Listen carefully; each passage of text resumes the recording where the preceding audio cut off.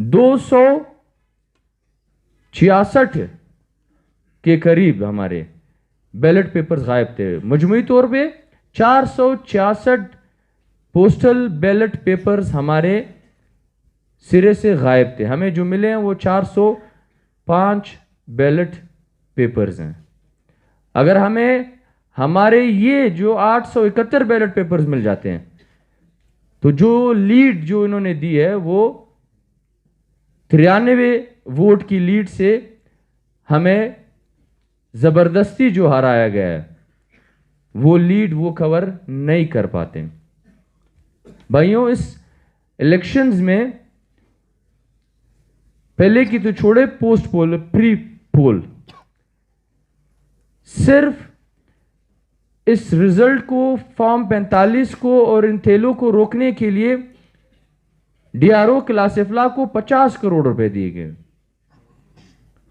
کل نہیں پرسوں رات کو دیکھو وہ کہتے ہیں نا کہ دیواروں کے بھی کان ہوتے ہیں.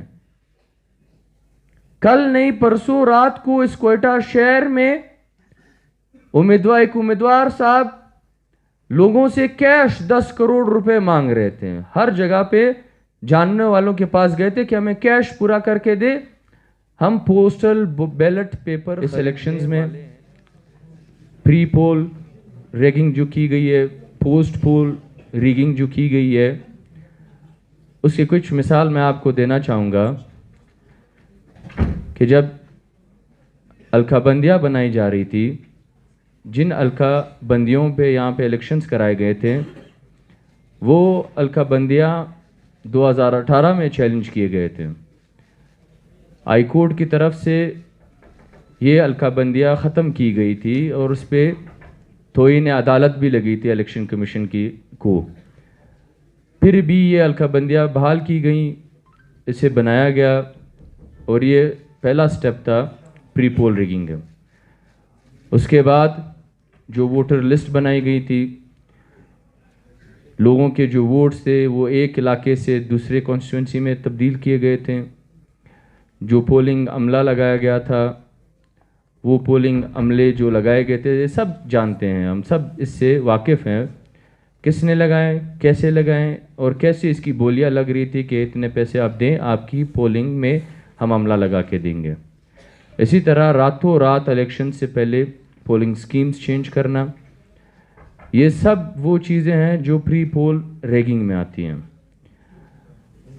بھائیوں بات ایسی ہے کہ ہمارے ساتھ جو دھاندلی کی گئی ہے اس پورے صوبے میں, اس کی شروعات اس دن سے ہوئی جب میں نے بتایا کہ الکا بندیاں تبدیل کی گئی تھی. ہم نے اس کے خلاف الیکشن کمیشن میں کیس دائر کیا تھا, پھر ہم نے بلوچستان ہائی کورٹ میں کیس دائر کیا تھا جو ہم جیت چکے تھے, پھر اس پہ سپریم کورٹ کی جانب سے اسے سٹے کر دیا گیا تھا.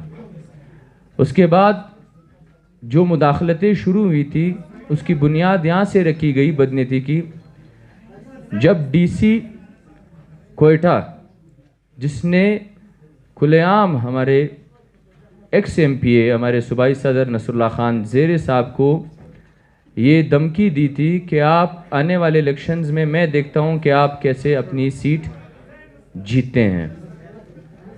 جب الیکشن پروسیس شروع ہوا, ہمارے جو کاغذات نامزدگی, ہمارے اکثریت ممبرز کے جو کاغذات نامزدگی تھی امیدواروں کے, وہ سوچی سمجھی سازش کے تحت جو ہم نے پیپر سبمٹ کرائے تھے اس سے ڈاکومنٹس نکال کے چوری کر کے ہمارے کاغذات ریجیکٹ کیے گئے تھے جو واپس ہائی کورٹ نے بحال کر دیے. اسی طرح آپ دیکھ سکتے ہیں الیکشن کے دن ہر جگہ پہ جو ہمارے مخالفین تھے ان کے پریزائڈنگ آفیسرز اور نیچے کا جو عملہ ہوتا ہے, پولنگ عملہ جو ہوتا ہے, انہیں لگایا گیا تھا. الیکشن کے دن ہمارے سارے پولنگ سٹیشنز پہ, میں اگر انہیں 251 کی بات کروں یا پھر ہمارے باقی جو حلقے ہیں ہمارے 265 اور 262, اگر ان کی میں بات کروں تو سارے پولنگ عملے ہمارے خلاف تھے.